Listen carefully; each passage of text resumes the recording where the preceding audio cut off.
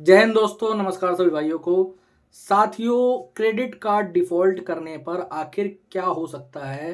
क्या आपको कोई सज़ा होती है? क्या आपके ऊपर एक्चुअली में बैंक क्या कार्रवाई कर सकता है? आज इसके बारे में बात करेंगे, ठीक है? तो हो क्या रहा है पिछले कुछ दिनों में ना लमसम ये जो अपना मंथ एंड चल रहा है, इसके 20 तारीख से लेके अभी जो मैं ये वीडियो शूट कर रहा हूँ समथिंग 30 या 29 हो रही है, ठीक है? याद नहीं है मेरे को डेट ज़रा।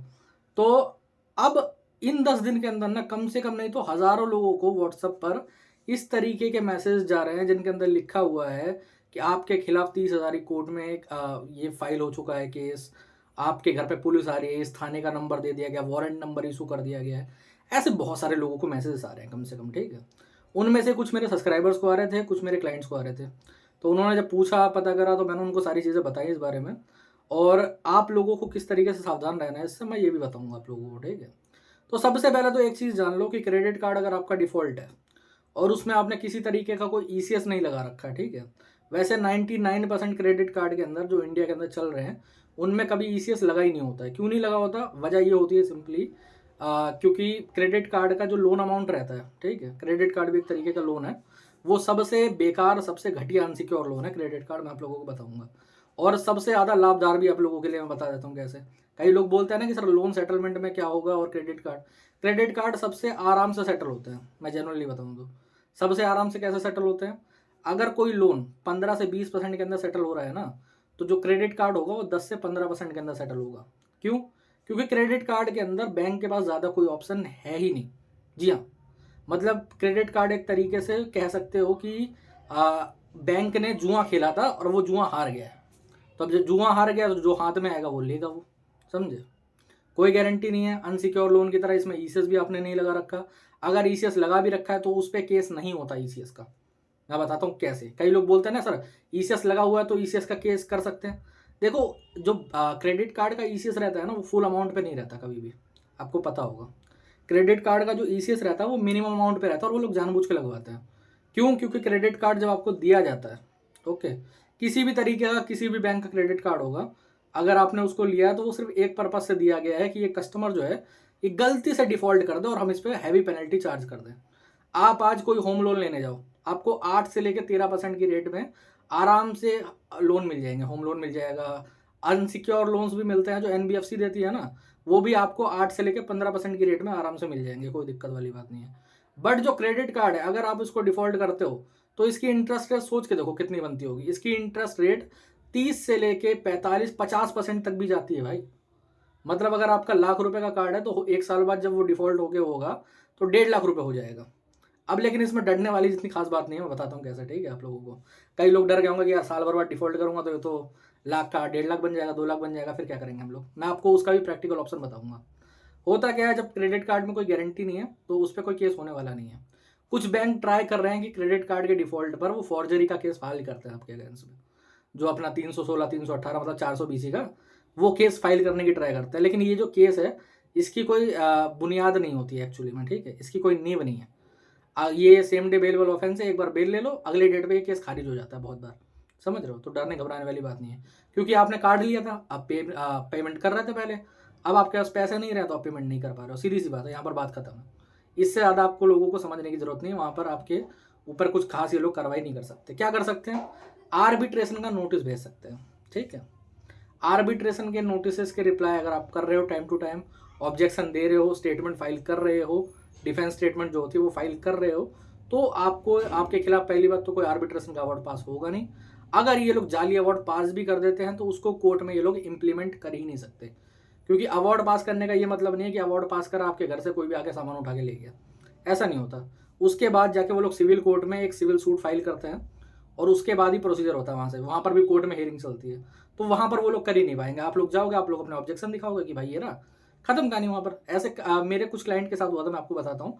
मेरा क्लाइंट था महाराष्ट्र का, ठीक है? उसके साथ क्या हुआ था, उसका ऑब्जेक्शन वगैरह दिए गए थे, उसके बाद भी बैंक अकाउंट फ्रीज कर दिया था, ठीक है? एक सिविल सूट फाइल करने की देरी लगी, 1 महीने के अंदर उनका अकाउंट अनफ्रीज हो गया और जो अवार्ड था उसको नल एंड वॉइड घोषित कर दिया गया। कोई दिक्कत वाली बात नहीं है, समझे? अब मेन पर्पस क्या है, जो ये इतना हैवी इंटरेस्ट रेट चार्ज कर रहे हैं, क्या हमें इससे डरने की जरूरत है? The answer is no. मैं बता देता हूँ कैसे। अगर समझो, एक बार मैं आप लोग लॉजिक लगाओ, थोड़ा सा लॉजिक लगाना है, ठीक है। एक पेन पेपर चाहे तो ले लो। आप एक गेस करो कि आपका आज क्रेडिट कार्ड का बिल बन रहा है 1 लाख रुपए का। आप अगर आज से डिफॉल्ट करते हो और 3 महीने बाद मतलब एनपीए के बाद सेटलमेंट करते हो तो आपको वेवर मिलेगा 50% का या 60% का। इससे ऊपर नहीं मिल सकता और ना ही कोई देगा, सीधी बात है। और हो सकता है एनपीए के बाद तुरंत बाद दे भी ना, 3-4 महीने उसमें भी लगा दे। ओके, तो अगर आप ₹1,00,000 की सेटलमेंट उस टाइम पे करोगे तो आपको 50,000 रुपये देने पड़ेंगे, है ना, 50% पे। बट उसी की जगह पे अगर आप 6 महीने और जोड़ लो और इस डिफॉल्ट को साल भर खींच ले जाओ। ओके, साल भर खींचने के बाद आपका लोन राइट ऑफ हो चुका, आपका मतलब कार्ड जो है वो राइट ऑफ हो चुका है। एनपीए उसका पहले प्रोसीजर हो गया था, रिकवरी आपकी रुकी है, पड़ी हुई है सारी, कोई लीगल में भी कुछ खास परेशानी नहीं है आपको। अब होगा क्या, अब आपको जो ऑफर मिलेगा वो मिलेगा 10 से 15% का। मतलब जो आपका ₹1,00,000 का कार्ड था, सपोज कर लेते हैं 1 साल बाद वो 1.5 लाख बन गया, उसकी सेटलमेंट कितने में होगी आप लोग सोच के देखो।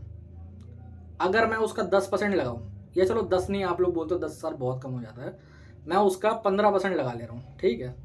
1.5 लाख का 15% अगर हम लोग जोड़े तो यही कोई 70-20, हाँ, कोई अपना 20-22% पड़ता, अब 22,000 रुपये मान लेता है, चलो मोटा मोटा, या 25 मान लेता है, चलो ठीक है।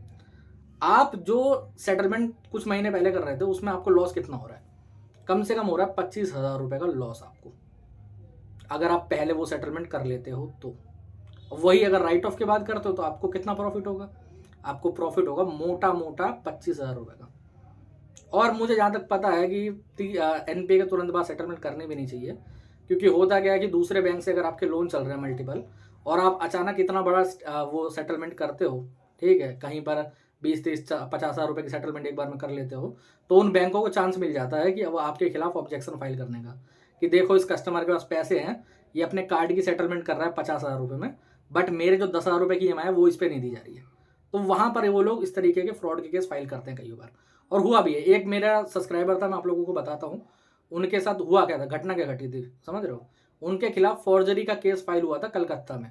ओके, क्यों फाइल हुआ था, क्या वजह रही होगी, आप सोच के देखो एक बार माइंड। उनके ऊपर ना बहुत सारे मल्टीपल लोन्स चल रहे थे, उनमें से एक लोन ना, आपको पता होगा पेटीएम पे पहले पेमेंट्स बैंक था, उसका भी लोन था।